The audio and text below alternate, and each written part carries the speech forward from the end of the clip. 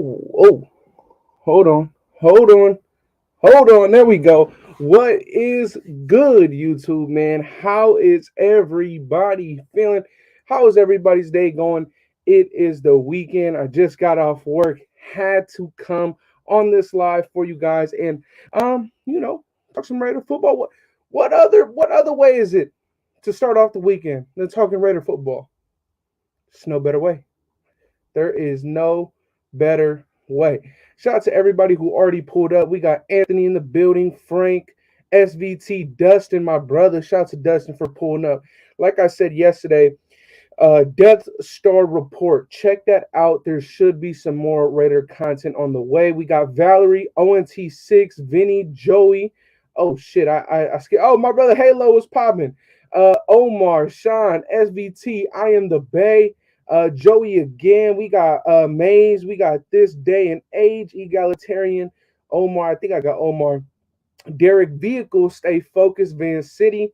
Bam Bam. We got a lot of people already in the building. My brother Kenny just pulled up.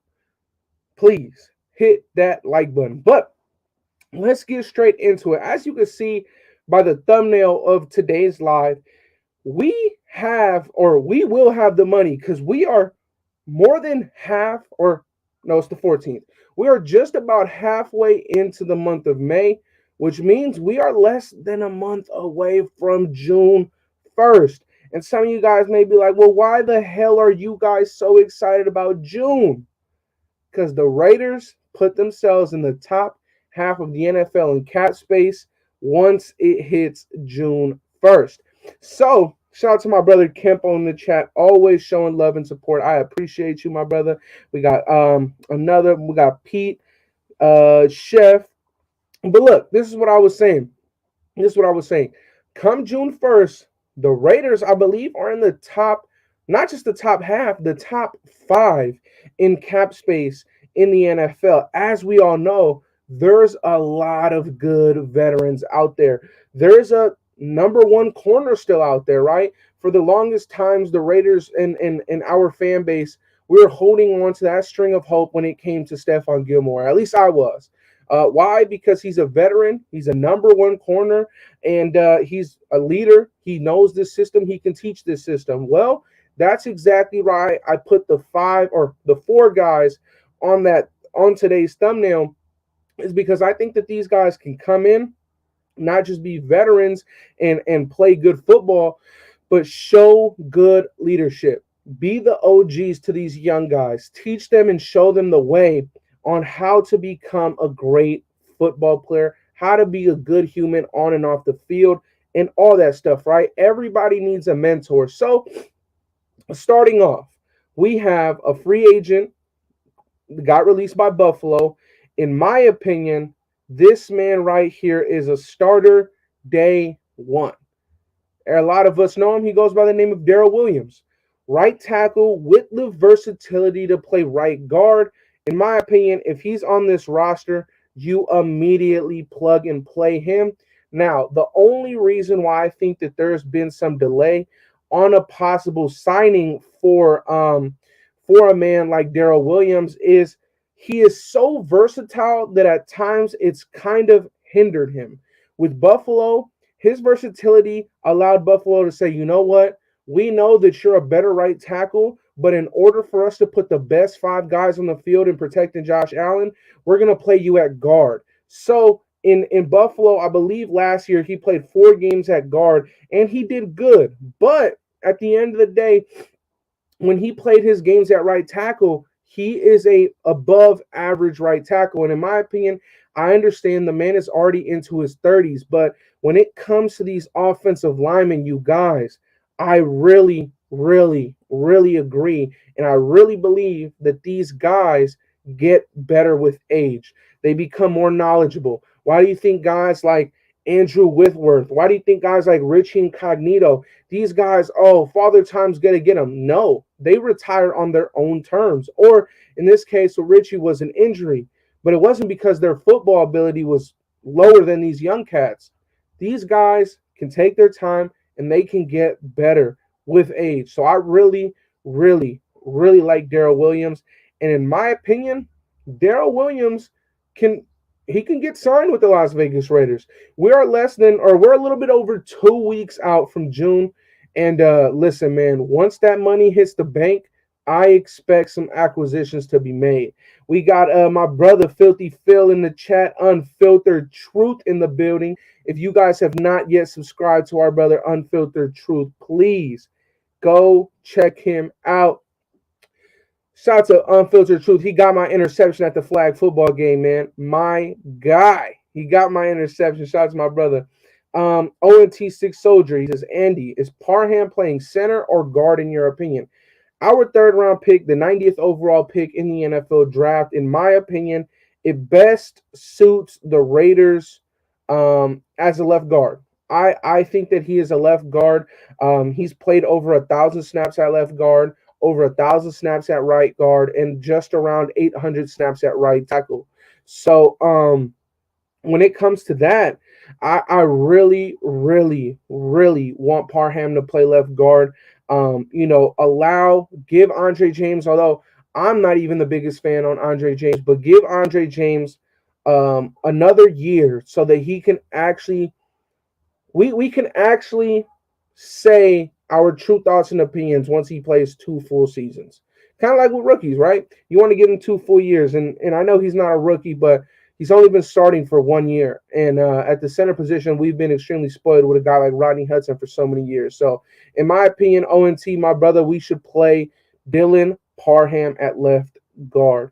What else do we have in here? I see my brother Dustin. This is my brother Dustin's Discord. So if you guys want to chop it up with a bunch of Raider fans, hit up my guy's Discord, man. He's always active in that Discord, much like our brother Scout, man. These two probably have the top 2 Raider Discords in the game. So shout out to them. Let's see. My brother Oli in the chat says Carmen Brasillo and Daryl Williams will do work. That is a fact, man. I mean, there's no doubt that if you bring in a guy like Daryl Williams, the versatility is off the charts, right? You have Daryl Williams, he can play right tackle, right guard. You have Jermaine Illuminor, he could play left guard, right tackle. You have Brandon Parker, he could be the swing tackle, so he could play right tackle or left tackle. You have a lot of versatility if you bring in another guy like Daryl Williams. But in my opinion, Daryl Williams is he's just above all of them at his set position. So I really, really, really would love for the Raiders to try and go out and acquire Daryl Williams once we get that money in the bank come June 1st. SVT says, I just got my redemption hat from Raid. That's what's up, man. That's what's up. Shout out to my guy Ray dropping some fire ass merch, man. Or it's not merch, fire ass brand. Let's see. Egalitarian says, what's up? What's good, Andy? Go Raiders always, Darnell. Shout out to my guy. Facts. Me too, Andy. Miller, Parham, James, left side to right side. Yep, I agree. Let's see. Only way I see we don't get a right tackle because the Patriot way is 2 things. 1, quick release, and 2, guard. Guard is where the QB lives. Listen, man. In terms of the Patriot way, Daron Harmon kind of he shut all that shit down in his first week being a Raider. Daron Harmon, man, he was, I believe he was on a podcast or an interview, and he was asked about what is Josh McDaniels trying to do? Is Josh McDaniels trying to bring the Patriot way to Las Vegas? And Daron Harmon said no. Daron Harmon said that what Josh McDaniels is building here is what Josh McDaniels wants, and it's not the Patriot way. It's how Josh McDaniels wants it to be ran. Oh, man, my brother Goody Good. What's good with you, man? He says, salute, Andy. Congrats on the property, little cuz. Appreciate you, man. But you know you never, ever, ever got to donate in here. Nobody ever has to donate in here. Appreciate you, my man. And listen, every single one of you guys, I think we got just under 100 of you guys in the building right now. Please, just like with Dustin and all these guys and all these content creators, we love to show love over here. Please subscribe to my guy, Black Sales Sports Talk on YouTube. It's this exact thing that's up on the screen right now. Go subscribe to my brother, man. He just dropped his first vid today. So go check him out, man, please. And man, we continue with heavy hitters, man. What is brother? How are you doing? Man, come on now, bro. Heavy It hitter, is bro. Saturday. Green screen is fucking up. The whole world is it's a good day. Yes, sir. Yes, sir, man. I'm all good, brother. How are you?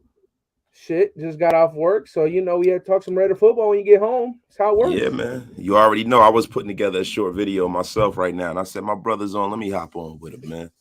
Appreciate that. So look, right now we were just on the topic of, hey man, we're damn near halfway done with the month of May.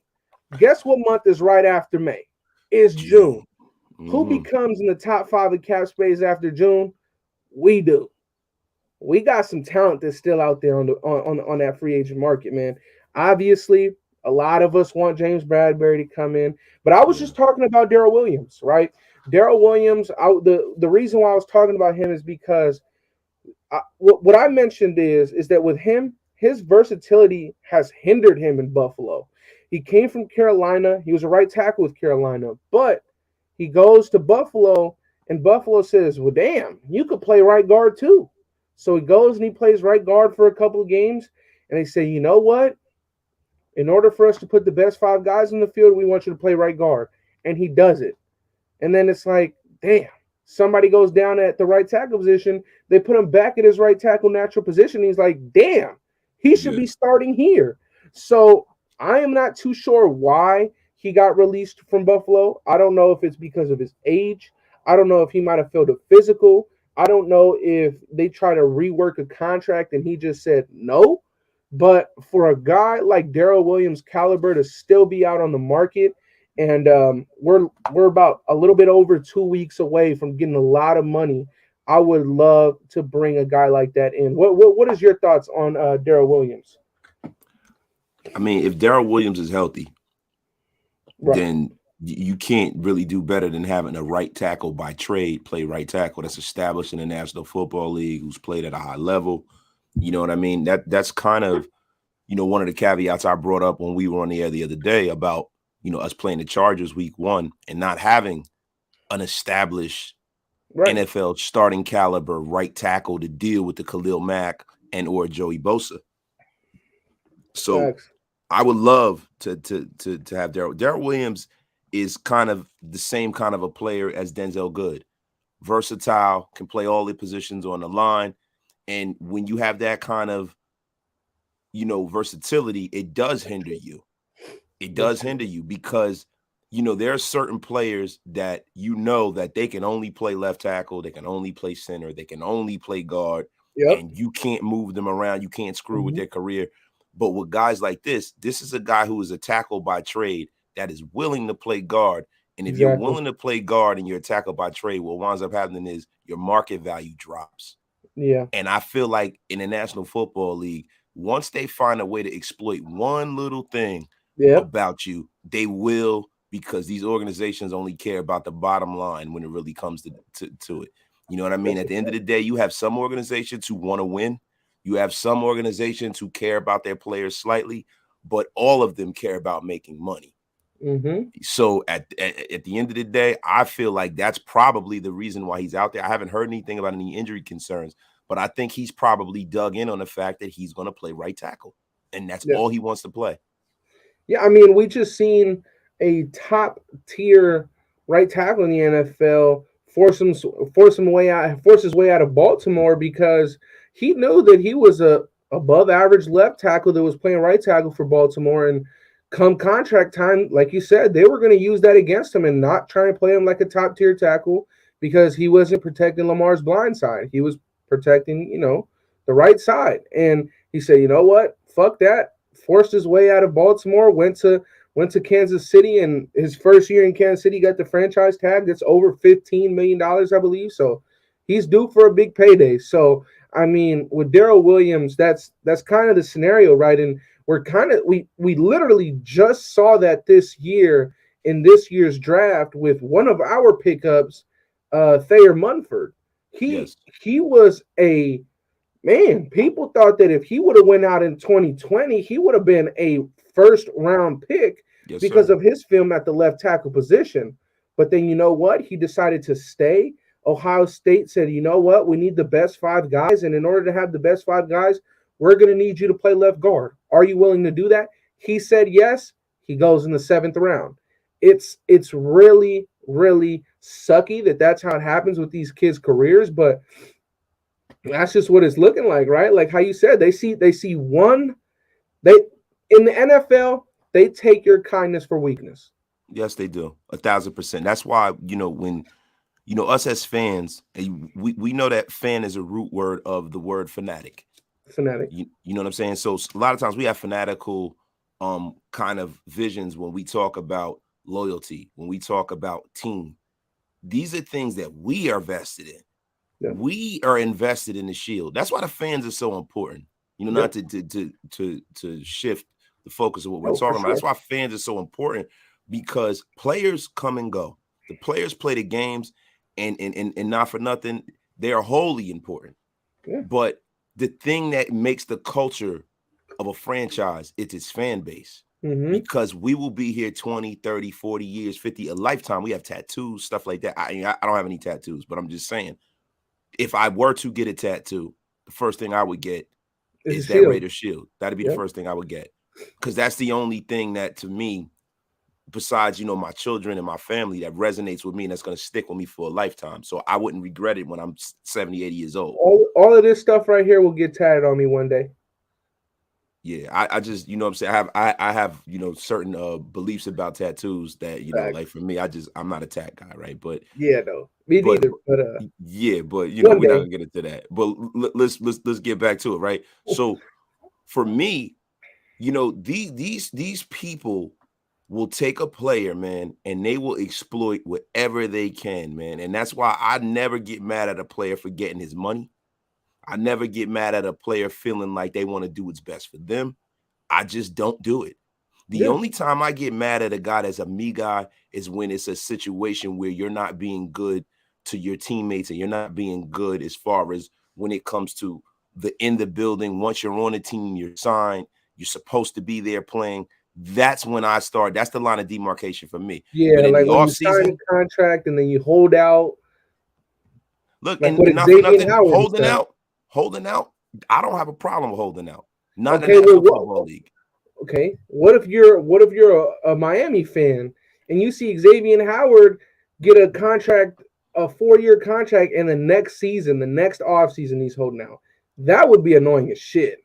Well, yeah, see, that's one thing, but then also there's also a piece of that where He Darrell Reeves outplayed that contract. Yeah, he extremely outplayed it, man. It's the Darrell Reeves thing. Darrell Reeves was a gangster for his money, and that's why he's sitting on so much more money than any defensive back to ever play the game. Because he deserved to do that. Like when Rex Ryan used to say he was the best player in the National Football League, guess what? Pay me He like wasn't lying. Yeah, I'm just saying. Yeah, but okay, I'm the best player in the National Football League. Not Tom Brady, not Megatron, not this. I'm me. Pay me, motherfucker. Yeah, and I had no problem with Darrell Reeves doing that. You know what I mean? I just don't. If it was the NBA and you had guaranteed contracts, it was Major League Baseball, you had a guaranteed contract. If it was football, not American football, but soccer in America, and you're Cristiano Ronaldo and you're getting paid, $300 million, then that's different. But in the National Football League, I don't care about anybody else. I really don't, even if it's on my team, because I understand it because their window is so small. Facts. But shit. So we were talking about the first player that we were talking about was Daryl Williams. The next player I wanted to talk about was, I feel like we could be in for a what the fuck? We could be in for a Denzel Perryman 2.0 that's not Denzel Perryman. That's Dante Hightower. He's on the market. The man, he ain't played a lot of football in the last 2 years. He sat out the first year of COVID, and then last year he didn't play too much. But we saw what Denzel Perryman did 1 year as the main guy in this system. Do we see that potentially happening with a maybe possible reunion with McDaniels and Ziegler bringing in Hightower and having him be Patrick Graham's guy. Could we like, in my opinion, he has to make a roster. He's going to make a roster wherever he goes. But man, I kind of think that with all the pieces that's left, New England, staff wise alone, a lot of players wouldn't want to go back to that. So Yeah, yeah. you I'm. see Dante Hightower out there. I mean, you got to be intrigued somehow, some way. It depends on what linebacker position they put him at and where they value him. Because Dante Hightower, if say for instance, if you put him at the Mike, right?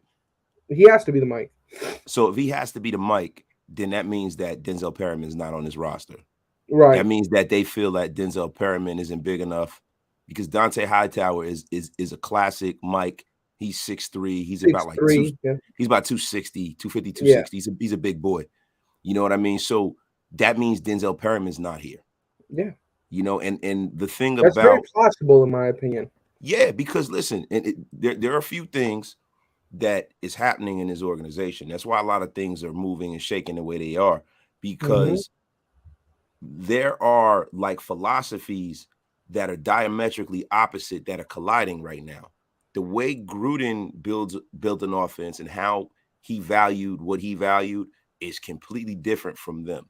They don't do a lot of the similar things. They have some West Coast things in their offense, the short passing game, stuff like that, kind of using the short pass to set up the run, things of that nature, throwing the running backs. That's some of the stuff that Gruden really wanted to do with this offense. He didn't get a lot of that because of the roster that he had. He kind of changed and he tried to turn this team into like a run first football team, which was a little weird because Because then we were he a West changed. Coast team. Yeah, we were a West Coast team. Then somewhere in the middle, he went back to the pass and then he got a zone blocking scheme, right? So and then defensively, he goes to this cover three fence post defense that is really, really dependent on having really, really good defensive backs, right? Hmm. And having a great secondary and having the secondary lead the way and lead the charge with your defense. And he didn't have any of those players on the roster. Yeah. So now these guys are like, wait a minute, man, what the fuck do we have here? Okay, we gotta go, we gotta sift through the mess here. Okay, Max Crosby's a star. He can play anyway. You know, we Hmm. got okay, this guy, Derek Carr. He's a top end quarterback in the National Football League. This is why we came here. We got Derek Carr, right? Darren Waller, top tight end. Trayvon Merring, top young safety in football. That's a gimme. Nate Hobbs, top nickel, young guy. We got him. But then a lot of these guys, it's like the land of misfit toys. And I don't think a lot of these guys fit into the things that they want to do. And what they're doing is they're being smart instead of coming here with an ego and saying, oh, let me look at the tape. Yeah, he doesn't fit. I don't like this guy. This guy's got to go. I got to get my guy in here. You know, all of that Gruden shit. They're coming in. They're doing mini camp. They're meeting these guys personally. They're seeing how smart they are. They're seeing if they're willing to adjust. They're talking to these guys. And then what they do is they're like, you know what? This guy's not going to work because X, Y, and or Z. We don't know what those things are, and they It's go and they exactly address it. it's exactly what I said when we made the Chandler Jones move. Every single move that the Las Vegas Raiders have done has been calculated. We didn't do the Chandler Jones move without shipping off Yannick Ngakoue and getting a corner first. We didn't do Devontae Adams without knowing that, hey, we don't have much plans for Brian Edwards, right? So it's like all of these moves have been calculated. Like, and for me, being a Raider fan my whole life, and I'm only 18, bro. Like, this is the first time I can say that it's like, bro, this is a weird feeling having a good front office. It's like It is. I'm not used to that shit. Like having a front office that knows what they're doing. Like it's like, what the fuck? Like that's a first. So this is how things are supposed to be done here. It's like Yeah, well, that this is makes a real sense. football. This is Yeah, a real front office. Wow, that's how it it's feels. exactly. It's like what the fuck? Like whoa. Like and then you're like, what the fuck is this 2020 draft class? You're just like, bro, oh my, bro, and then it's just sad. It's like, oh my god, what the bro, fuck, dude? It's like, oh my bro. lord. That is what's happening is, have you ever read the book as a kid, The Emperor's New Clothes? But I didn't read no books. They never read it to you in kindergarten or anything. The Emperor's New Clothes, when the king was naked and they told him he had, I forgot kind of how it went, but the king was naked. Everybody else can see he's naked, but no one would say it, or it's some bullshit like that. Well, I it forgot. sounds like I'm the getting Adam old. and Eve story. No, it was The Emperor's New Clothes. I'm old. Damn, I just fucked that analogy up. But getting back to the ranch, what's happening is, and this is a better analogy, it's like the Wizard of Oz. We are looking behind the curtain now, and we see that the wizard is not a wizard. We're seeing that the wizard is very, very, very small. John Gruden, what I'm seeing here is that John Gruden, in the middle of him having unlimited power, switched his philosophy so many different times. And he has so many pieces that just don't fit together. Even if he was still here, he would have an issue making all of this shit work. Bro, did it make sense to you that we drafted Isaiah Johnson, pressman corner, Trayvon Mullen, pressman corner, and then we allowed Gunther to play off man for the entirety of his stay here? It made no sense to me. He didn't even know what the fuck he was doing. He didn't. He like fuck, dude. Like this shit right now, it's just getting exposed that the man didn't know what the fuck he was doing. Yeah, and I don't think that he doesn't know what he's doing. I think that's a little harsh because he knows he's forgotten more football than we'll ever know, right? The thing with John Gruden is that he needs somebody over him to stop him. Emotion is the enemy of reason. The problem with John Gruden is that when you're emotional and you run hot and cold like him, you can't be the guy who has the final say on stuff. Yeah, bro. And that's the reason why when he was with the Raiders initially, even though he didn't win a Super Bowl with us, he was his best. He wasn't at his best with Tampa Bay because that team was ready to win. And I spoke on this on my channel. Already. It was built. It was going. It was about to happen.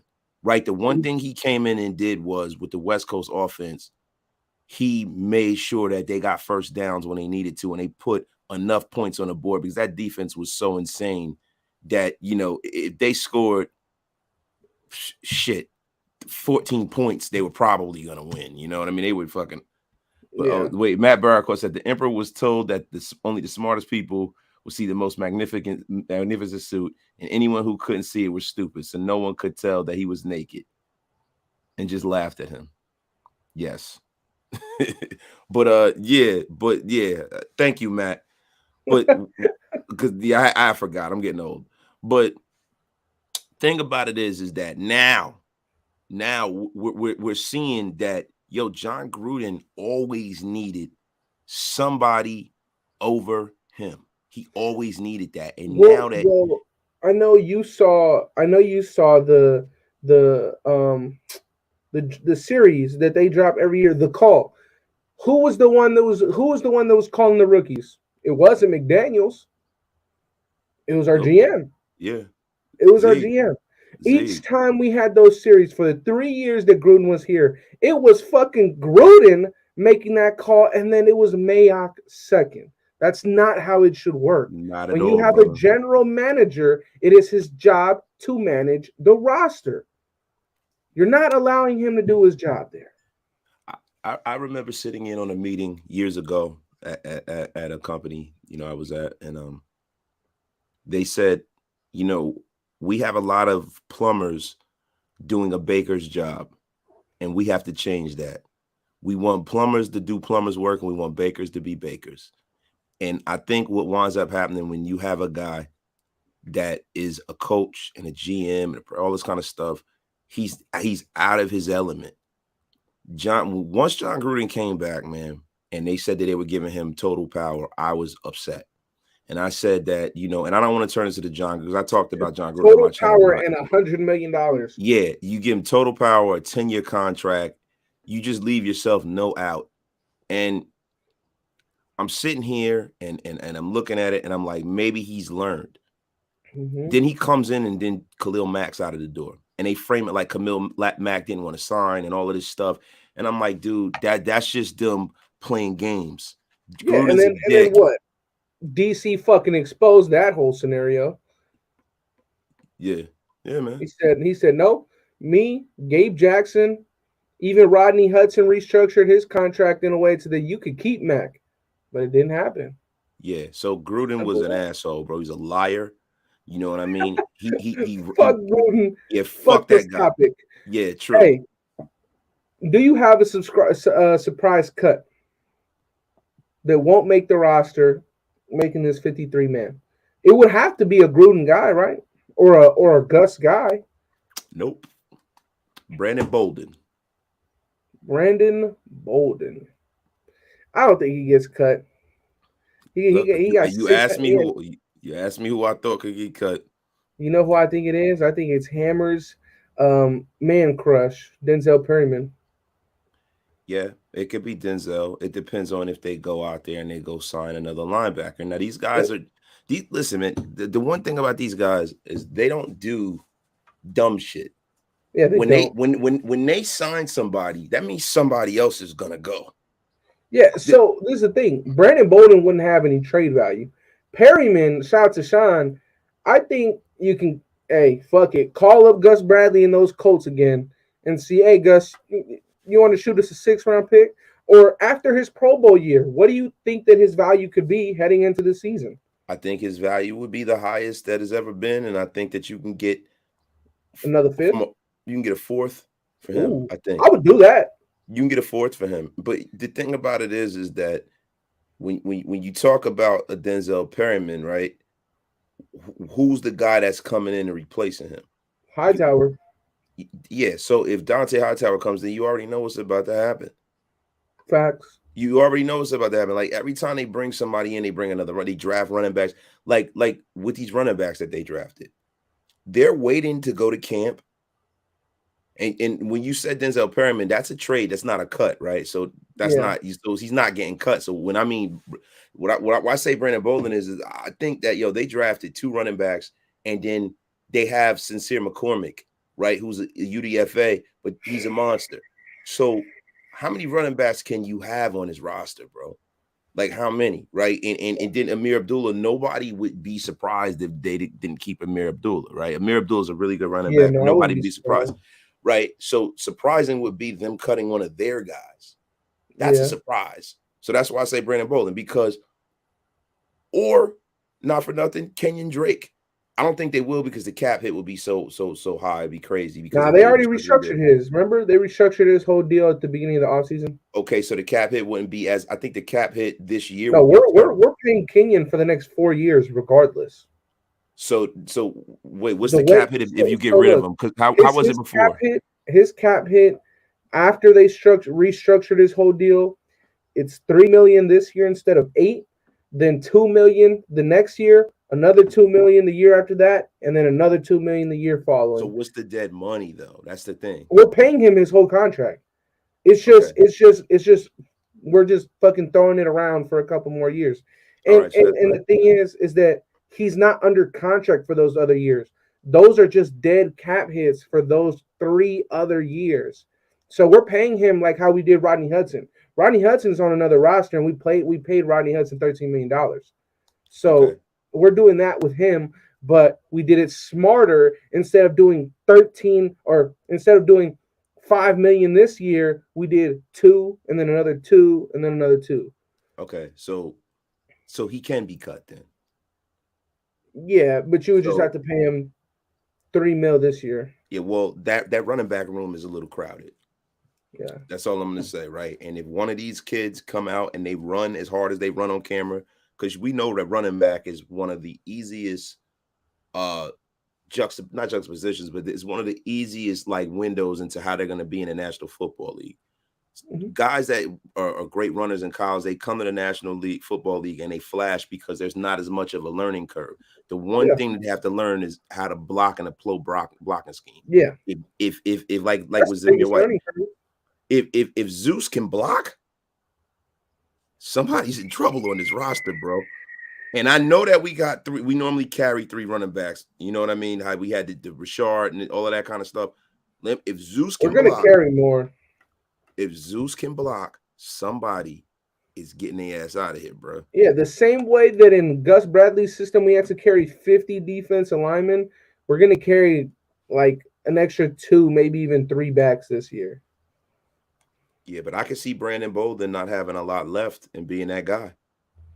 Yeah, Brandon Bolden coming off his career year over there had I think almost 700 receiving yards out the backfield.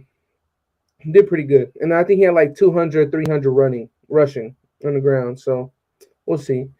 I agree with you. My opinion. I think that Sincere McCormick has a bigger.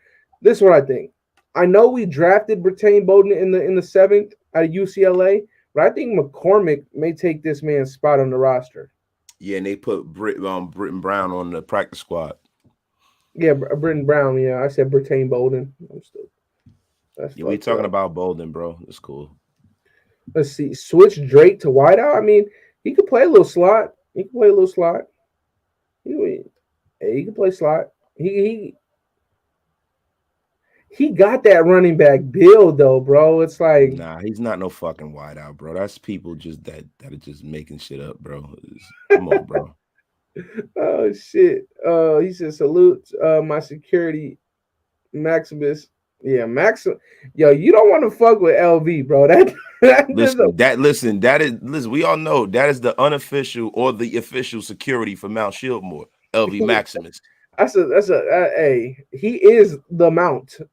Yes, he is the mountain. So LV Maximus will undertake a choke slam that ass so bad you ever speak.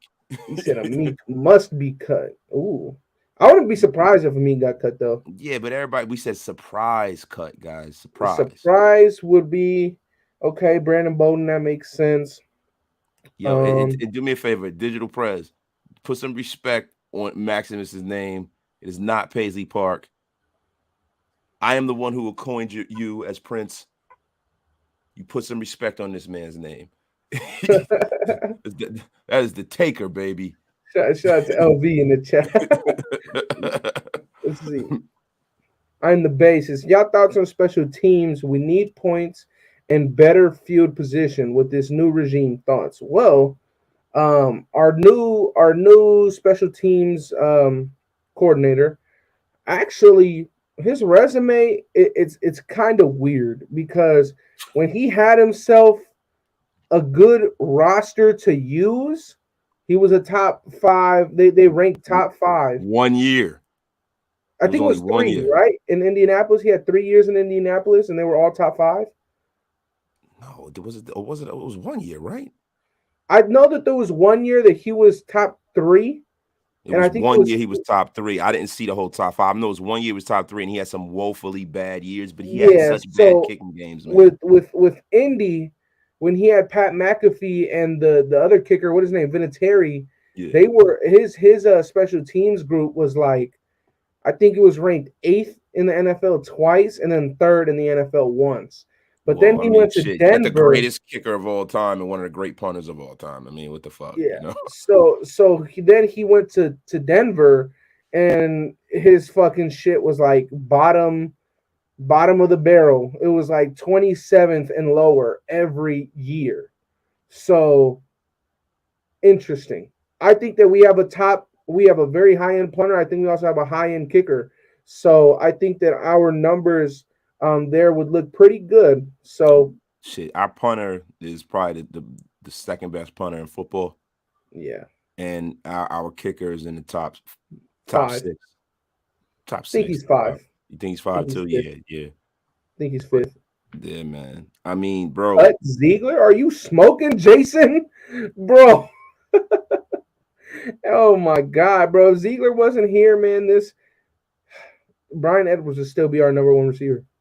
Yeah, listen, that's a fact. Like, bro, that guy, we should be fucking kissing the ground. That fucking guy walked on. Shit! Surprise cut would be Malcolm Kuntz. Yeah, no, Sean is right though, bro. I could see that happening because but this is the thing.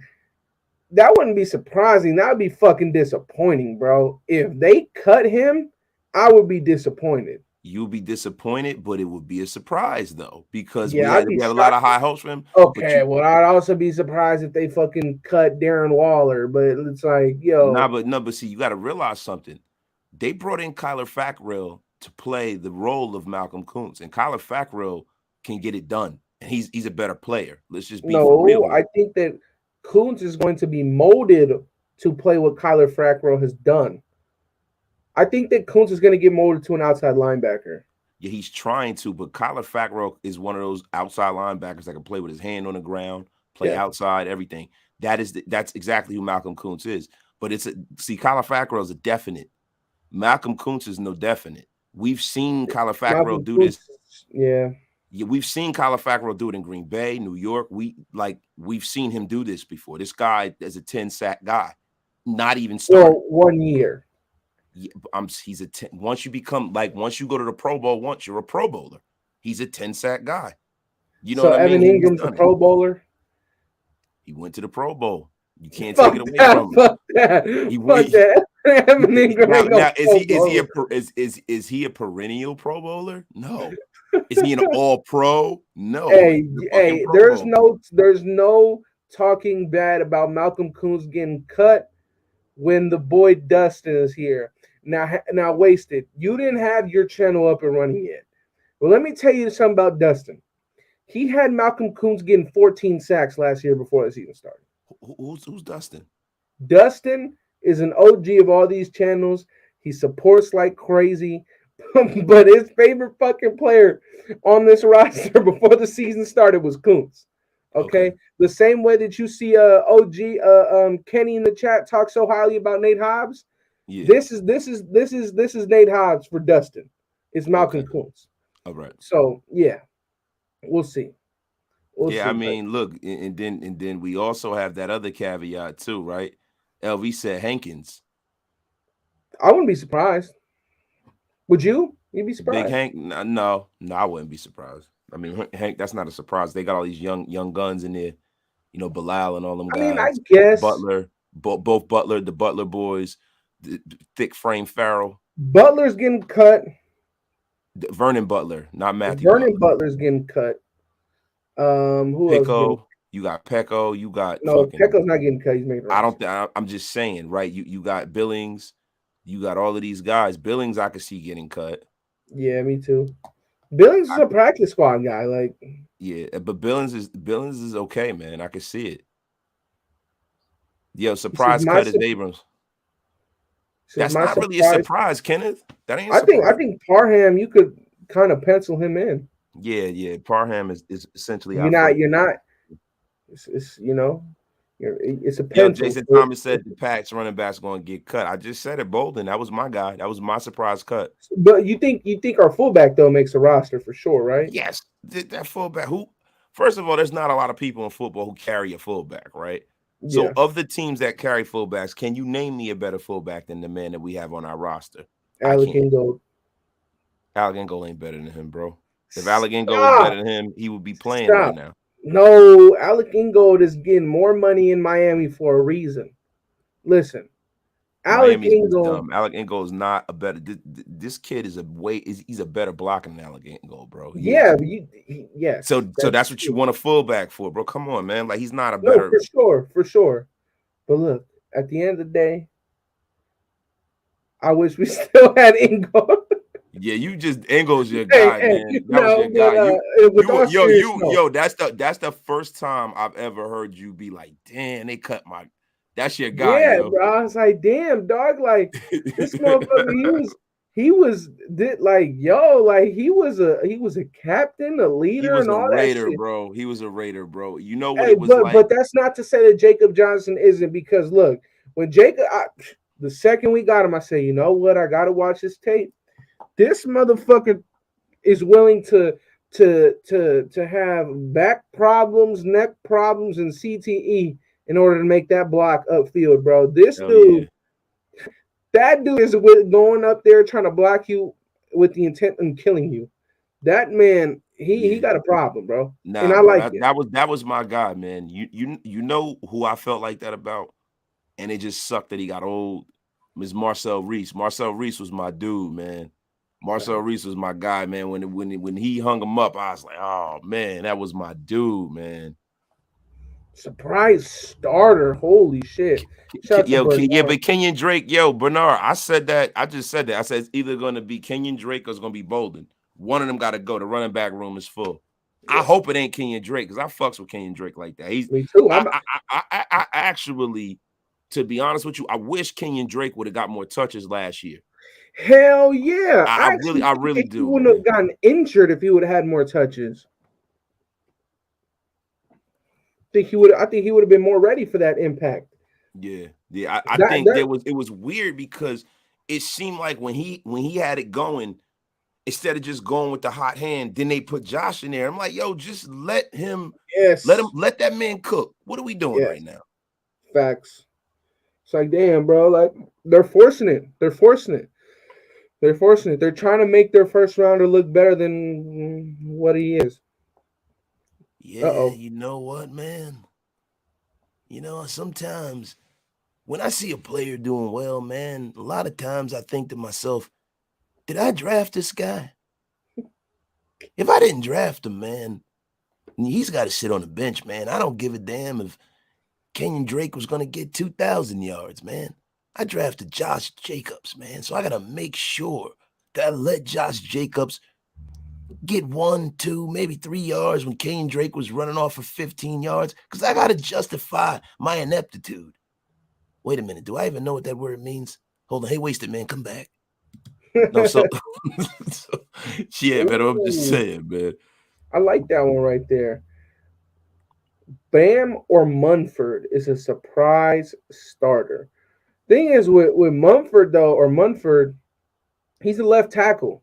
He is a left tackle. So unless you have plans on moving Colton, which he came into the league as a right tackle, but got moved to the left side. Unless you got plans on moving him around, I don't really know how Munford works immediately. Bam, I think that it's a big Now, guy, man. Bam can play right tackle. Bam can play No, no, right no. tackle. Bam Don't is get a me right wrong. tackle.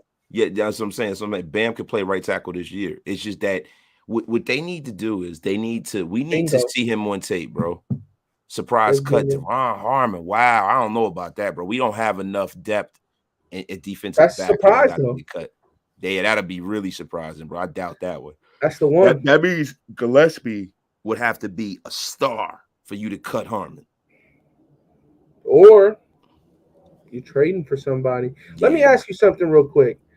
Would you have okay, I need to figure out how to say this without sounding dumb. Would you have preferred in the Atlanta trade for Edwards a player or the pick? player. Same. I would have the thing is like the way that I saw it is that we were losing depth by losing Edwards. So I felt like we should have got a backup D lineman, a backup linebacker, a backup safety in return. Bro, But we didn't. like for me, player wise, the only thing I want to see come into this building is another defensive back. We are so Safety. thin at DB, bro. We're thin. And I'm gonna tell you something. Jimmy Smith. Jimmy Smith. You talk about the old wide receiver from the Jacksonville Jaguars? No, Oh no, Jimmy Jim. Smith. Yo, the new Jimmy Smith. I forgot from the Ravens. My bad. And he ain't new. That motherfucker is old No, I as know he's shit. old now. I'm talking about the old Jimmy Smith. They used to play with Keenan McCardell and stuff, man. Hey, bring in Jimmy Smith because that motherfucker is smart. He could play even if he ran a 7 flat. That dude knows the game. Yeah, he Bring him does. in. Yes, he does. Bring him in. Brian So Bulaga is always hurt. it's not He just that, bro. The dude had muscle tissue surgery. Like that dude is he's that boy. done Like so. He's he may done not so, man. play another snap ever again, He's done so. What about Eric Fisher, man? bro. Eric Fisher. Eric Fisher's the one with I don't know Played with the Chiefs. He played with the Colts. Colts. Schwartz is the one with the back problem. Fisher's the left tackle though, right? He was. Yeah, I don't know. Yeah, see, Chris Harris Jr. Is primarily a slot corner. Yeah, he's a slot. It's not that he's washed, he's a slot. You know what I'm Well, saying? You know, he's a slot, bro. And then we have a younger guy that plays. He's going to play at a higher level, I think, than Harris. I don't think you can put Harris outside anymore. If he could go outside and he was a guy you could move in and out, then I would do it. But I don't want to, unless Nate Hobbs made an ascension and listen, I don't want to move Nate Hobbs. But if we knew and the coaching staff felt that Nate Hobbs can be a guy you can put outside and he could be a star on the outside, then you bring Chris Harris Jr. in. kind of like with Leatherwood, right? And shout out to my brother Jose. If you can make Alex Leatherwood an average right tackle, you would take that over him being an above average guard. At least I would, because right tackle is just much harder to find. So, in my There's opinion, not I a lot of think right tackles growing on trees, bro. You're right. yeah. So when it comes to Hobbs, it's kind of the same scenario, right? Like we would love to see him continue to thrive in the slot, but it's like, damn, like we saw Tre'Davious White starting the slot and he went outside and he continued to bowl. And Tre'Davious White, like when he's out there, I think he missed the entire last year, but when he's out there, like that dude's a game changer, bro. Yeah, So it's like, Davis White was a superstar at LSU. He's a star. He's a star. Like yeah, he's a star. He's one of the best corners in football. I just don't think that you can put Hobbs into that kind of echelon. He's very, very good. I think with Nate Hobbs, I think his skill set is better for slot. I just do. I yeah, don't want to for mess with it. sure, for sure. You know what I mean? He's never exhibited that he can play outside. So just leave him where he's at. Tre'Davious He's White. he wasn't just the number one ranked rookie corner. He was the number one ranked slot corner in the NFL last year. Yeah. Like, bro, don't switch that around. Like, quit Yeah, playing. man. I know McDaniels. You said that you want to see him compete at the outside too, but it's like, yo, can we just stick to what we're good at? Like, Yo, LV said, I want somebody to mess up Bosa's day. LV, listen, man. Get you some GH, suit you up. Go out there and listen, man. Give you a little fountain of youth. Go out there and go mess them up, big brother. facts. LV, you should be playing right tackle, man. Hey, shout out to my brother Jose. He says Andy wasted. What about hold on? Fuck Andy wasted. What about checking in on Chuck Clark? Do you think he's the same player as Abrams? Chuck Clark, also from the Baltimore Ravens, right? Yeah, Chuck I, Clark, I man. mean, I said Strong this safety. yesterday on my show, man. If we were gonna be in on a Baltimore safety, it should have been Deshaun Elliott before he went to Detroit. But That was some home shit, right? yeah, I think so. He wanted to go home. But I like Chuck Clark. I don't think that he's actually much different from what we've got at safety with Daron Harmon. I think that Daron Harmon may he's the guy at the moment. He's the guy at the moment. Yeah, So yeah. Chuck so Clark is I better mean than I wouldn't Roberts and necessarily Abrams. go out and bring in Chuck Clark. I don't really know how many other safeties there are to still be in the market right now. I mean unless So with shit, unless someone goes, Chuck Clark is a tackling machine. You yeah. know what I mean? From 2017 till now, you say he's 6th rounder or whatever. I think he has like over 250 tackles. I was looking at his stats. Let me try to pull him up somewhere. Hold on, let me pull him up. Because I was looking at his stuff and it's just coming back to me. I know he had, 3.5 sacks in his career. All right, now I got it. Let me see. Let me pull him up. All right, I got it. 3.5 sacks, 267 total tackles, three Yeah. forced fumbles. 4 forced fumbles, 3 recoveries, 24 pass deflections, 5 interceptions, 2 defensive touchdowns. So if that's any indication of the kind of production you're going to get out of him at safety, you know what I mean? Was Chuck Clark a perennial starter for the Ravens is the question. He's 6 foot, he's 205. You know, he's not exactly the kind of guy that I'm going to go out there and waste any capital on. I don't think he's a guy that I would bring in to kind of stunt the growth of a Gillespie. You got to let some of these young guys show and prove. You know what I mean? Like the only way I'm going out there and getting the safety is if it's a guy that I know has produced at a high level and it's just a little long in the tooth and bring him in on the cheap. But right now we got so many young guys on this roster that can really, really that has a lot of potential, and you got to let them get some reps. That's the way you become, stars. You got to play. So if Gillespie flashes and he doesn't look inept, you got to let Gillespie play. For sure. I think.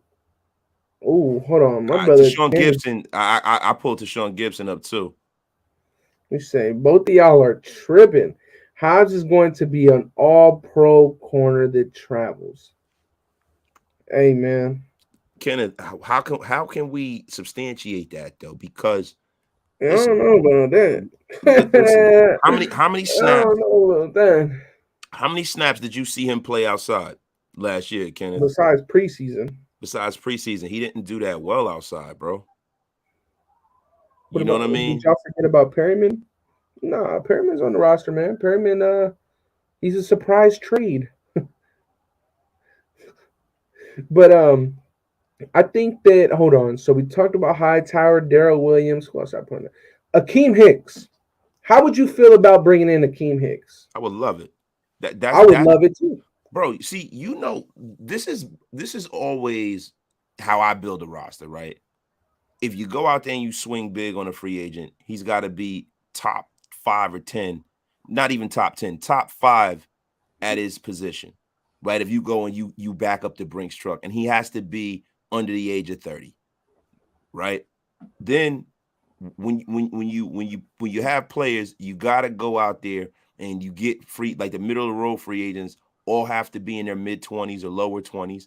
They have to be guys that you can bring in on friendly deals, and you got to have guys that have traits that you can develop into superstar level talents, right? Mm-hmm. But then at the end of the year, when we're trying to fill a roster in, when you pretty much have drafted, you got your guys, you go out there and you get veterans who have played at a high level at one time in their career, and that's what you do. Eddie Goldman, that's me.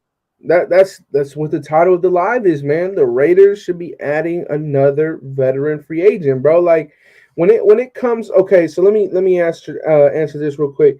Chester, for me, Eddie Goldman was always my number one guy. Ever since he got released up until we drafted Mr. Thick Frame. In my opinion, there's no reason to get another nose tackle unless you aren't confident in what you just drafted with Farrell. But I think that a guy like Akeem Hicks, if you can go out and you can what's the number? 6, 7, 6.5, maybe 7. Yeah. Maybe I think actually maybe 5.5 might do it.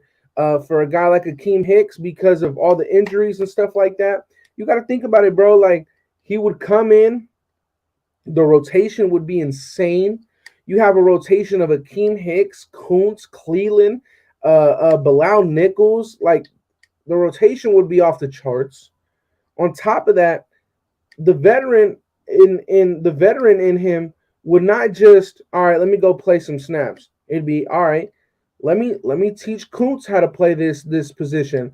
Let me teach Klee how to translate from this to that. Let me help this what's his Bilal Nichols, right? I was already starting to mentor him in I was about to say in Buffalo, in Chicago. Let me continue that here. So I think a guy like Akeem Hicks, I had Eddie Goldman above him every single day of the week before we got our nose tackle. But now that we got it, I think that Eddie Goldman, he gets dropped down for me, and Akeem Hicks gets bumped up a bit. Okay. See, look, and I just wanted, not to try to hijack things, but I just want to go back to the Nate Hobbs point real quick. According to Pro Football Reference, Hobbs was targeted 62 times in coverage, allowing 51 receptions. He has an 82.3% completion rate for 399 yards and a touchdown. Quarterbacks thrown at Hobbs sported a 92.1 rating. And see, when we look at that, when you're a nickel corner, the job is for you to keep the play in front of you and minimize the damage, right? So make a tackle. So that's why he's as good, good for a reason. He's a great tackler. at a defensive back Great position. run defender as well. He's Holy a great shit. run. He's very, very, very, very physical. So, his willingness to get his nose dirty and run support and all of that kind of stuff is what makes him a great player. I don't know whether or not that translates to being on the outside Outside. Yeah. because he's not knocking his stuff down. So now it's not about minimizing the damage, it's preventing the damage. That's what it's all about. So, I don't know. I think Nate Hobbs' skills definitely translate to him being a nickel corner. He doesn't have a lot of interceptions and all of that kind of stuff and ball skills that are elite in that way. People look Pause. at what he does. Yeah, super pause, right? You know what I mean? Damn, so he don't got the lead ball skills wasted? That's crazy. That's I wild, mean, yeah. is it a pause for me? Is it a pause on him? He's the one that doesn't have elite ball skills. That's I don't. pause on you. Playboy, I have That's no good that he doesn't have that, man. Fuck you, bro. Y'all thought the pause Olympics was over yesterday, man. Jeez, you guys still with the pause shit, bro. But I don't know, man. I don't know, man. I don't know. That's all I want to say about that, man. Shout out to my brother SC in the building. No, yeah, facts. But the last player I want to talk about, I mean, we've been talking about it in and out, is Bradbury. I think the Las Vegas Raiders had to be the front runners on that front. You got Washington, you got Philly, you got the Raiders, and maybe the Chiefs in that running. I mean, immediately off the dome, the Chiefs is always attractive if teams just want to go, for what the track record has been these last couple off seasons. Let's just go to the Chiefs because we're expecting them to win all the time. So right now, that's not the case in KC. Like What's their cap looking like? who KC? Yeah. They still haven't spent all that money that they freed up from Tyreek, so they got some bread. So I think that's the determining factor where Bradbury goes. I think he want to get paid, bro. So they won't have more bread than us. But at the end of the day, you got KC. I think Washington needs a another corner, and Philly. I mean, if Philly could get Bradbury opposite of Darius Slay, that's a nice duo. So with the Las Vegas Raiders, the thing is that with coming here is the familiarity with Graham. Also, I mean, you get most of your money on your contract because the no state taxes. Yeah. And on top of that, it's like, bro, you played some of your best ball in this defense. Like, if you just want money, all right, go to Philly. They're probably gonna pay you more. But if you want to play your best ball, I mean, go to a spot that you're comfortable with. No, I mean he played his best ball. Actually, if that's the caveat you're gonna use, he'd probably want to go play in Washington because Ron Rivera's there. And when he was in Carolina, he played his best ball when he was drafted. Nah, I think he played his best ball his first year in New York. You think? I mean, I'm talking about as a consistent. I mean, his way took when he got to New York to He get the he big he contract. impressed enough to get paid in New York, but I think he played his best football in his first season with the Giants. KC has 15 mil. Shout to Sean. We're gonna have in the 20s. So All right. I I mean, mean, so it's just. I mean, I don't know, man, because it's hard to say. Because like in Carolina, he played 15 games. He had 3 picks. You know what I mean?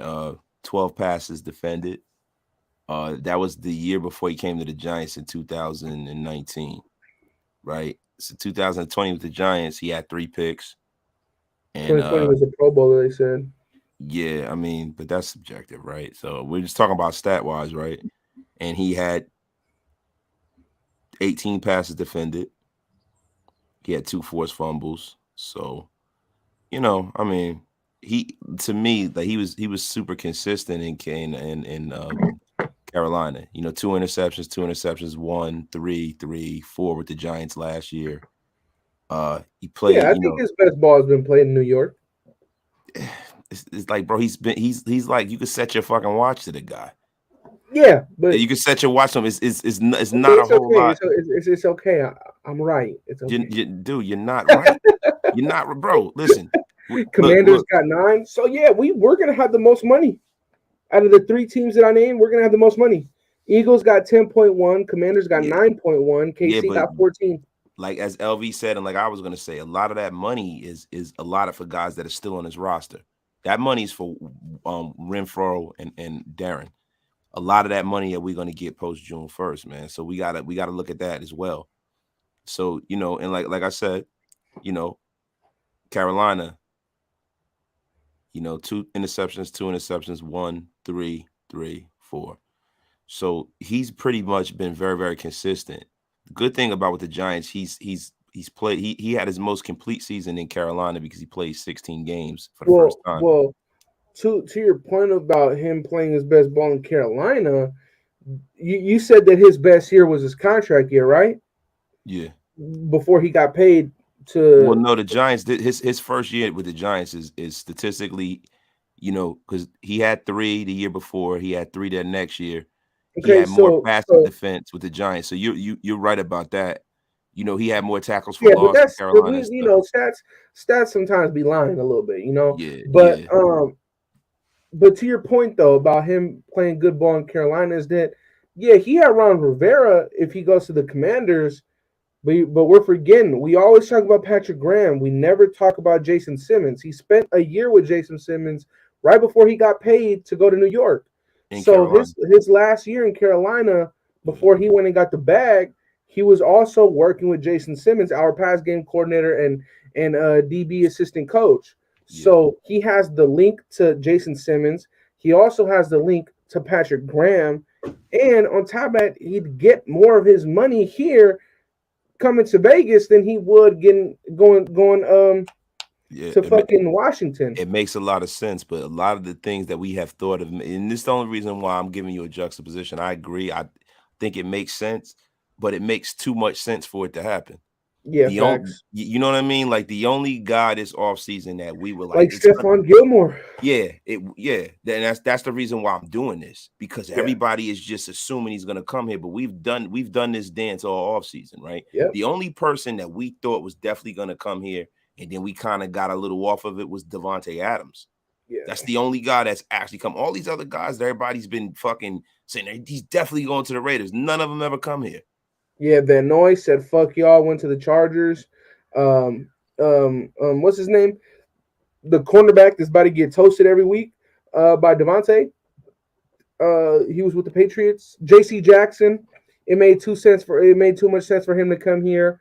It was a bunch of guys, Yeah, and that's the reason why your man Wasted has always got to keep a little perspective that here. devil's advocate. Yes, you got to be, man. We can't be up here. We can't be the echo chamber, right? Yeah. So, Andy, I don't know, man. I don't know. Damn, Halo, you leaving, bro? Oh snap! Shout out to my Oh, brother snap. Halo. Shout out to my brother Halo for pulling up, man. Appreciate you. This man, hey, son, I'm gonna put Halo on blast real quick. This man's name is Halo Raider. He's never played Halo a day in his life. All right, then Halo, I'll see y'all. Wait, yo, why? All right, then, man. Appreciate you. You're an idiot. Yeah, No, yeah, JC was the bag. Halo about to JC get some wasn't the quality bag. time. What's up? JC wasn't the bag though. He got 16 mil in LA, where he's not gonna see 16 mil, and he got. It was reported that he got offered 20 plus million by Vegas and what's the other fucking squad that he got? New York, the Jets offered him 20 plus. So Yeah, it now he wasn't the wanted to bag, go. bro. He He wanted to go wanted. play with his homie Derwin James. That's what he Yeah, wanted. yeah, that's what it was. And there's some of those things that you don't find out until people sign, right? But you couldn't have Bro, told. like how shocked were you that when we got Chandler, bro? I was like, what in Yeah, the that fuck? that that came out of nowhere, bro. But it Left makes a lot of field, sense. bro. It makes a lot of sense, man. Left field. And you know what's crazy? I felt like us as content creators, we kind of fucked that up. How the hell did we not see that coming? The dude Whoa, got whoa, whoa, drafted whoa, whoa. by this organization. Can I just say one thing? You can't say that I did because you guys argued with me when I said I would get rid of Yannick and bring Chandler in, and I could see him coming in. I don't think I was on the panel when you said that shit. No, I said that one of my first shows. I said because he did play for New England. Everybody's thinking about him in the Arizona context. I did say that, so Yeah. I said it. But I'm not. Listen, bro. A lot of this shit, we all try to like say, oh, I said this and I said that. But at the end of the day, man, we throw so much shit out there when it finally sticks, and it's like, oh, well, I knew, and it's like, the fuck. I mean, but that was that little pictogram that I drew. I connected the That was dots. a good call right there. That's a good call. Let's see. He says we should get Daryl Williams, Bradbury, and maybe Clowney. It seems like Clowney's close on returning to Cleveland, so I don't think that Clowney would come here. But That'd be that'd be okay. insane. That would be fucking crazy if Clowney came to the Raiders. I'm good on I'd say Clowney. Bradbury, Daryl, but I think for sure the Raiders should.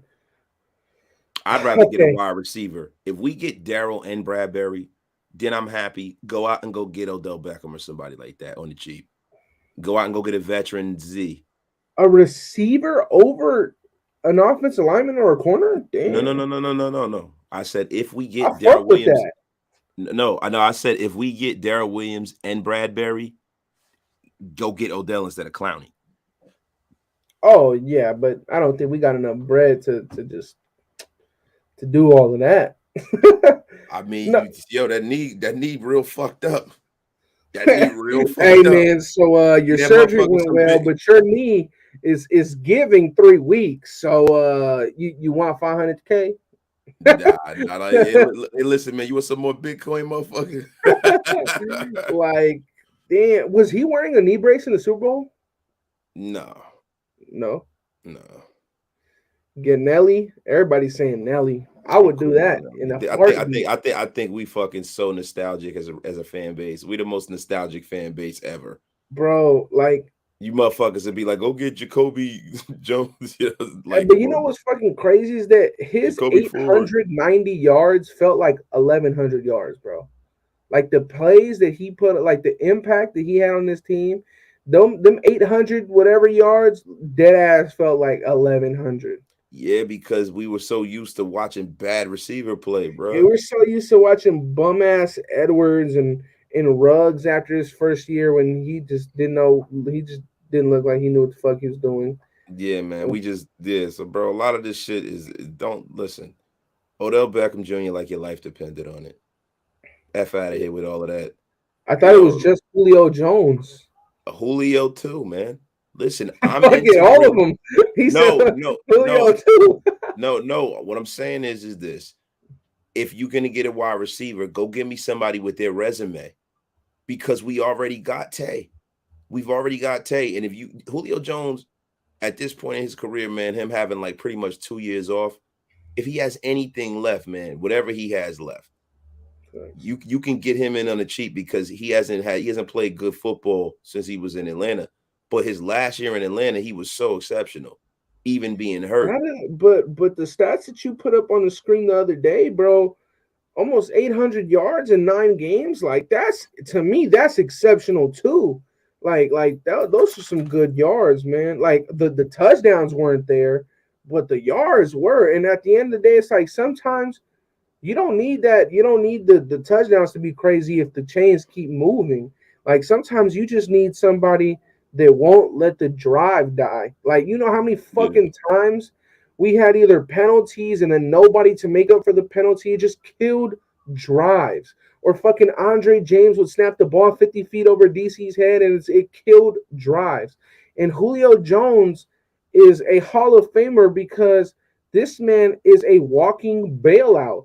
You yeah, could have bro. There could be nothing, absolutely nothing, and you would either say the right choice is throwing the ball away, the wrong choice is throwing it to Julio. You throw it to Julio, he makes you look like you just are the fucking greatest. yeah. Matty Ice, I'm sorry, he owes a lot of his shit to fucking A Julio. lot. He owed about like 65% of his success to that motherfucker, like, yo. like, hey, Raider Nation, I would absolutely love Love this. Andy Isabella. Yeah, I wanted the Raiders to draft Andy Isabella. Like, bro, fuck everybody we just said and Nelly. I'd go get Andy Isabella. Simple as that. What Edgar Burnett? We need receipts about what? About what? Huh? I don't know what he's talking about. Me neither. Let's talk about us. Maybe it could be when we were talking about bringing in fucking Chandler. We were talking about free agents and stuff in the beginning. I got to go on somebody's show. I think it might have been a Hammer show. I'll find it and clip it. But this man said, "Cut Jonathan Abram." That's how we feeling. Yeah, no. But he said, "I'll bring in T.O." Damn. T.O. 50 years old. Cut that shit out, bro. While you're at it, give Bo too. Fuck it. Yeah, shit, right. But bro, in all seriousness, Julio and Odell Beckham Jr., bro, guys like that, you can't go you're gonna get some positive gains out of them if they're on the field and they're upright. That's all I'm saying. You know what I mean? Julio hasn't played in the last 2 years.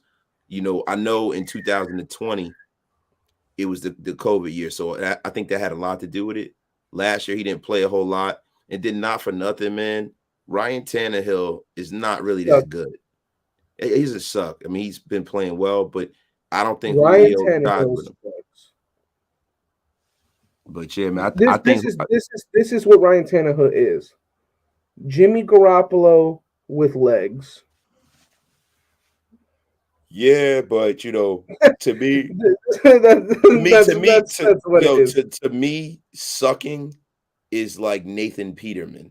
No, Nathan Peterman is wow. Like that. If you said that Nathan Peterman sucked, like bro, that's like a compliment for him. Like that's how bad he sucks. Yeah. Like for him, like you don't even use the word suck for Nathan Peterman. Like he's so bad that he got turned into a joke that was having him being called the greatest of all time. That's how bad he was. Yeah, but see, my thing is I can't say that guys that, you know, like Jimmy G, who's made it to a Super Bowl, has been in the playoffs a few times. Ryan Tannehill been in the playoffs. I can't say that they suck because you got some guys that are in the National Football League. The guys in the National Football League that can't even get to a playoffs, bro. Like, you know what I mean? Like some of these got like Sam Darnold sucks. He has he's young and stuff like that. Yeah, Josh Rosen sucks. I don't think fucking Ryan Tannehill sucks. I think that he's not as good as people are making him. He don't suck. Like that's harsh, Andy. No, he sucks. But he has somebody named Derrick Henry on his fucking team. Come on, Andy, bro. That guy. Jimmy Garoppolo sucked. Jimmy Garoppolo. Jimmy Garoppolo sucked, but he had fucking the craziest defense on planet Earth, the craziest offensive line, and a fucking run-first head coach that when it was time for him to win himself a game, he overthrew the shit out that bitch, and they lost the Super Bowl. He doesn't suck, bro. He sucks. Thank you. You're right. He doesn't suck. He's trash can water. Yeah, listen, bro. You overstating that, bro. You know, you talking about a guy who, look, Ryan Tannehill, 16 games, 12 games since he's been in Tennessee, right? Because he didn't play because Mariota them games, but he was there available for 17, right? Yeah. 70% completion percentage, 65%, 67% completion percentage. He's 7-3. Wait, listen, 7-3, 11-5, 12-5, right? 3,800 yards passing, 3,700 yards passing. The 1 year he had 33 touchdowns. The other year he had 21 touchdowns. 22 touchdowns. Even when he was in Miami, 4,000 yard season, 27 touchdowns, 24 touchdowns, 19 touchdowns, 17 touchdowns. In Miami, he threw more picks. Here, the most interceptions he's thrown here is 9, 6, and 7. So Ryan Tannehill does not suck. He's a game manager. Yo, bro, but you said he's a good game manager, and he sucks at quarterback. Bro, he does not suck at quarterback, bro. A game manager doesn't throw for fucking 4,000 yards and almost 4,000 yards and what was his 33 record touchdowns. What was this team's record when he threw for 4,000 yards? his team's record. I mean, playing in the AFCs with the Patriots, the year he threw for 4,000, he threw 4,000 yards a couple of times, but he was 8-8, 8-8, 7-9, 6-10, 8-5, So 5-6, it sounds like when he 7-3. has to throw the ball, the team doesn't finish that well. When Well, he does have to that's throw not the true ball, because bro, here in Tennessee, he's the never had guy, 4,000 yards, has he, in yeah, but Tennessee? he had 3,800 and 3,700.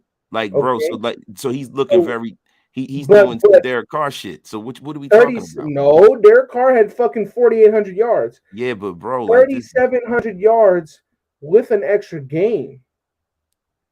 bro, neither of these guys This suck, motherfucker bro. would have had like 3,500 These this guys are year. okay, bro. They don't suck. How many games did Derrick Henry miss?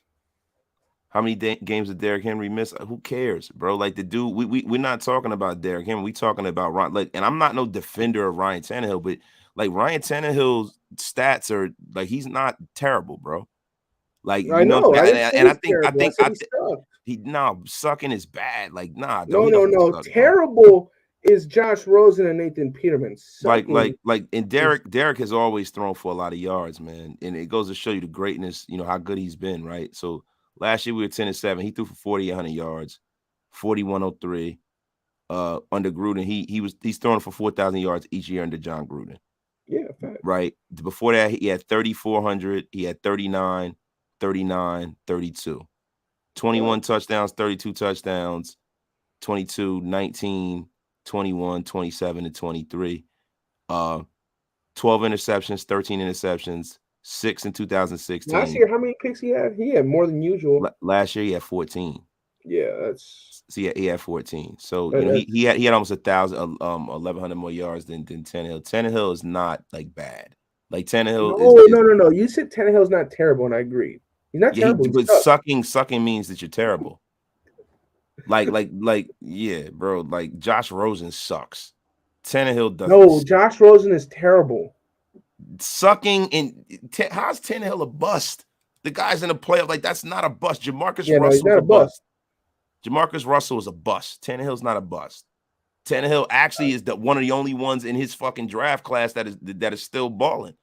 Like RG3 is a bust. Facts. You know what I mean? Yeah. So Tannehill came out with Luck, RG3, and Russell Wilson. Him and Russell Wilson only one still playing. Yeah. Luck could still probably play. He just don't want to. So who was terrible? Raid 76 NYC. Tannehill's not terrible, bro. And the thing is, with some of this passing that we're talking about, we're not talking about his rushing on the ground too. Like the guy's he's not a bad football player, bro.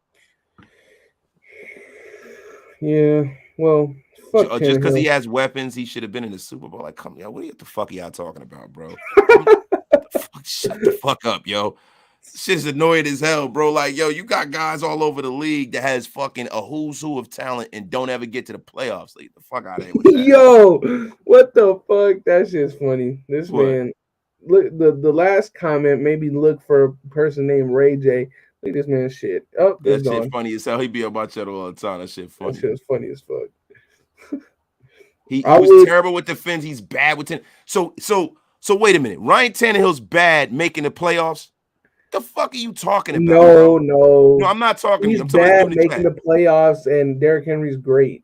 Okay, so it's all like, bro, get the fuck out of here. He wasn't it bad with the Dolphins. So them being 8-8, that's not being bad. It's retarded. Hey, the F out of here, bro. That's not being bad is like getting your ass. Like, you know who's bad?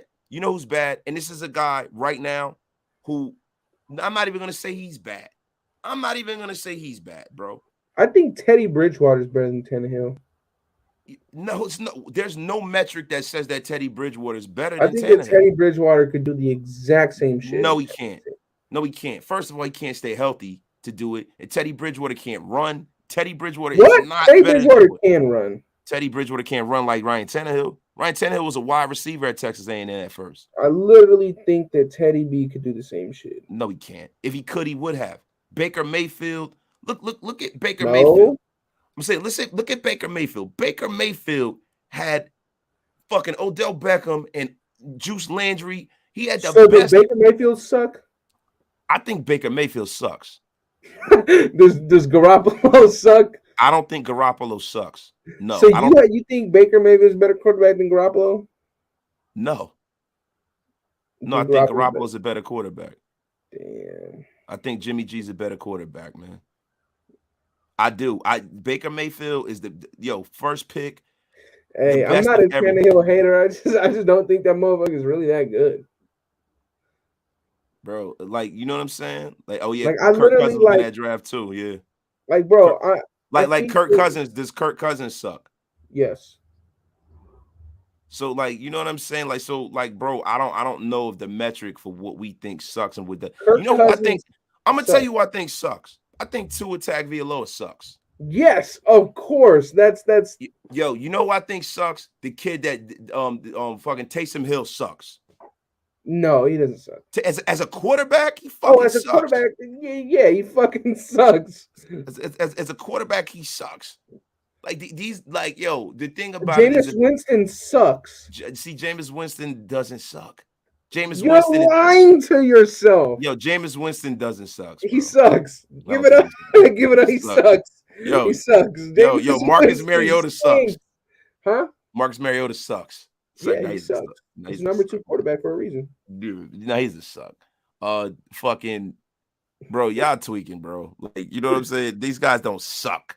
Bro, There's I certain guys. dead. I think that Teddy B could do the same shit, bro. Like, Teddy B bro, cannot do what let me Ryan tell you why Tannehill Kirk does, bro. If sucks. he did, he Because would. Teddy sucks. I mean, Kirk sucks for having Drew Dalvin Lock. Cook. Drew Lock sucks. No, Drew Lock is horrible. Drew, see why you gotta go? He sucks. He Because sucks. there's levels to trashness. Sucks is like, like you're just not a starter. Like you suck. Mariota But it's is like not better than Winston, bro. Mariota's better than Winston, bro. Facts, ONT. Mr. 30 for 30 sucks. Look, man. He's trash. Look. Jameis, I like Jameis, bro. How the I think. fuck do you lose your job having all those weapons there, bro? That's bad. No, look. I like Jameis, man. I think that Jameis, and I listen, maybe this could be my thing about like supporting black quarterbacks. So don't get mad at me. But let me tell you something. I think that Jameis Winston hasn't really been supported in the way that he should have been in his career. I don't. What? In what way? I'm talking about when he was in Tampa Bay. When he was in Tampa Bay and stuff with BA, I think BA set him up for failure, bro. Because Jameis was heading to a nice little trajectory. I don't like what BA did. I can't say that though, bro. Having that, okay, a lot of the defense was there before Brady got there. The defense got better after Brady got there, but the defense was there, bro. Evans, Godwin, I would not say that he was set up to fail. Fuck no, that. not from the organization. I'm talking about the way BA coached them. You know what I'm saying? Because like, I'm seeing him do the same dumb shit in fucking New Orleans. Yeah. I don't know if Jameis sucks, man. I think it's okay, man. He sucks. Yeah, I like Jameis, man. I liked him out of Florida State, man. That might be a homer call, bro. That might be a homer call, yo. Yeah, no. That's a homer call, yo. Look. Jameis is my guy. I don't think Kurt sucks. I think he's average. I think he's a middle of the road QB. I don't think that. But Ryan Tannehill why I think he's below average is because not many quarterbacks get the opportunity to have a top 10 defense and play with a Stephon Diggs and an Adam Thielen and Kyle Rudolph when he was doing his Dougie with Dalvin Cook and still fucking suck. Like but I don't think he sucks. I think he's above average. He's an average quarterback, bro. Like he's above the thing average? about it is like, yo, what do y'all look? So what you're telling me is that if you're not Patrick Mahomes or you're not motherfucking Aaron Rodgers or Tom Brady or Russell Wilson, that you suck? No, because that's what you're telling me, bro. Because that's what you're telling me. These guys don't suck. That's not what I'm saying. That's not at all what I'm saying. Because Derek Carr doesn't suck. And the reason why he doesn't suck is because he can throw for 4,000 fucking yards, and motherfuckers don't know who the fuck he's throwing the ball to. Yeah, Derek Carr is one of the better quarterbacks in football. Like, let's just get that out the way. This is my thing. you can go out on the street. You could went to the draft, right? And you could have asked a player and say, who is the Seahawks wide receivers? They would immediately say Tyler Lockett and DK Metcalf. You would have fucking asked them who is the Raiders wide receivers, and they're like, I don't know. Nah, Derek Carr, bro. Derek Carr, that's another beast. But I'm that's not the saying same any of these thing though. guys are It's like better. you They're ask, not better than Derek but at that's the all. same thing though. It's like you can ask, who's the Minnesota Vikings receivers? You got Adam Thielen, red zone threat. You got Justin Jefferson. People would know his. They would Yeah, know his. bro. Nobody's championing. Like, we're not saying that Kirk Cousins is great or Kirk or Cousins or, sucks. or good, but he's average because Okay. So he's average. Just he's 2 seconds ago, you said above average. yeah. Well, he's in the middle of the road. He's average. I didn't say Okay. above average. He's average. Kirk Okay. Cousins is average. I think that Ryan Tannehill is a little above average. I think Dak Prescott is is good. He's in the same tier that Derek is in. I agree. I think Dak is in the same tier that where he can make that ascension. I think that Jared Goff is Sucks. yeah, Jared Goff, yeah, like that goes to show you the greatness of Sean McVay. You know what I mean? To get into a Jared Super Goff Bowl with that sucks. guy. Yeah, Jared Goff is Jared Goff is tough. He's a tough kid and everything, but he's not any good, right? Um, I think that Joe Burrow's a superstar. I think he's a young But superstar. it's like, damn, bro. It's like, look, another to my point about Kirk Cousins sucking. Pause. The reason why I think, you know what, I have to take the L on Tannehill because I think Tannehill's a better quarterback than Cousins. Okay, this is my thing. Tannehill, the reason why, okay, I apologize. I lost. He doesn't suck. The reason why Tannehill doesn't suck and Kirk Cousins does is that Kirk Cousins can have all these guys around him to throw the ball to because fucking Dalvin Cook is a receiver as well. That man will run with that ball and he will score a touchdown. Is that although he has all those receivers, he still doesn't run the ball like Tannehill does. He won't do that. Like Derek Carr won't run the ball, but he'll have over fucking 4,000 yards with practice squad receivers. So there's in my opinion, Kirk sucks. Like there's just no way around it for Kirk. I with Kurt, man, because of Because how well he Tannehill, played, how well he played in Washington, right? I'm looking at his whole career. I just think he's a middle of the road quarterback, and he's a guy who, you have to coach him the right way. You got to coach him the right way, and you got to take the ball out of his hands in a certain way. I don't think he sucks. he said Kirk Cousins is horrible. Like I don't think we know what horrible. Like I watched a lot of football over the years, bro. No, Like no, I've seen Daniel guys. Jones is Listen, horrible. bro. I've seen guys like Dave Brown. I've seen guys like Andrew Terrell Walter play for the Pryor. Raiders. Listen, I'm just saying, like Dave, like Andrew Walter. I've seen Jen Druckenmiller start in the National Football League for the 49ers. Like those guys suck. But when you got guys that can win you 10 games and that can get you into a playoff, I can't say guys that can get you into a playoff sucks. Jamarcus Russell, exactly. That guy sucked. These are guys that, you have no shot. To me, that's my definition of a quarterback that sucks. A guy that you line up every week and you have no shot to win. With Kirk Cousins, you know that you can win 8 games with Kirk Cousins. You know what I mean? You know that he gives you a chance, but if you got Kirk Cousins playing against Aaron Nah, Rodgers, see, but then, in my opinion, I'm not with that because then you got to say that Taylor Heineke's a good quarterback. no, Tyler Heineke is a guy. He's a scrappy guy. He's okay, but he doesn't have seasons upon seasons of making the playoffs. He doesn't have He hasn't seasons got that upon. chance yet. Yeah, so let's see how he's a young guy. So I'm not going to even say anything about that guy. But what I'm saying is that Kirk Cousins has made the playoffs from 2 different organizations. Like he's not terrible. He's thrown for 4,000 yards and stuff like that.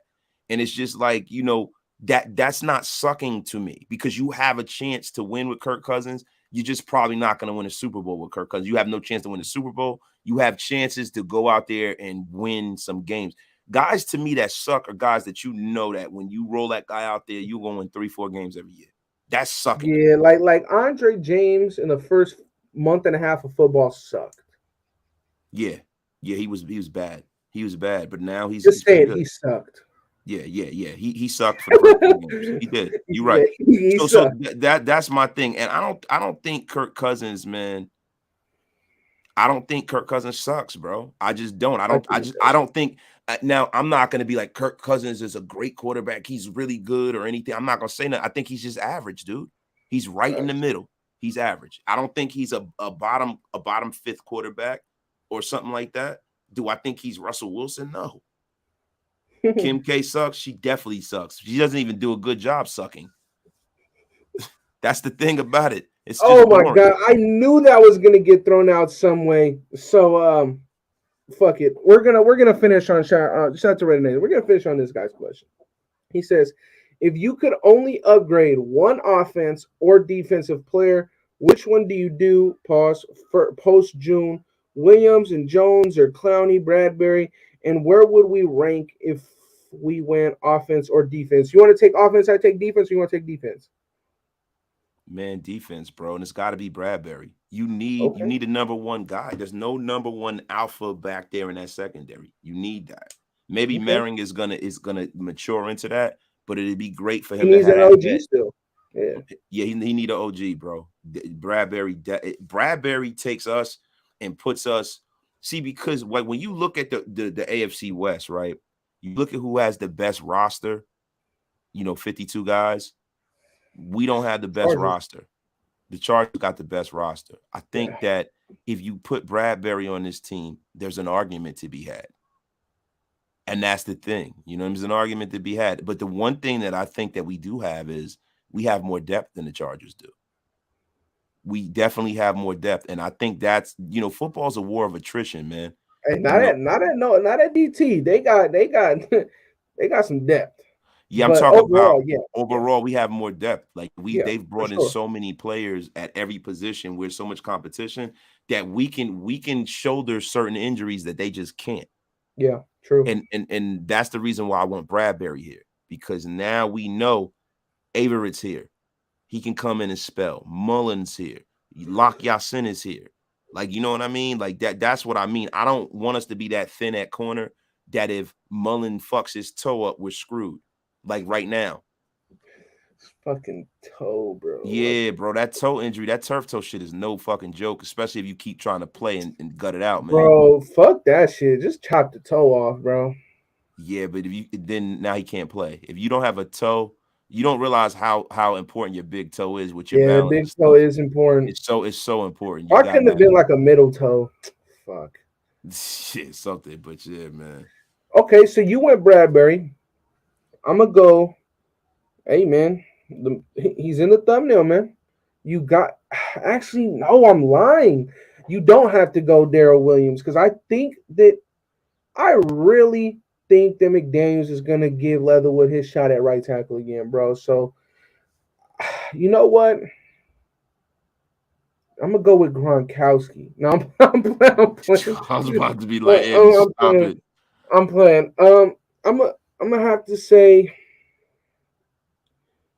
damn, bro, because I'm thinking. I want to think of an OG. You know what? You gotta go Julio, bro. Like, fuck. Like, it Yo, has to be Julio. Illumino, everybody keeps saying Jermaine Illumino is gonna be our right tackle.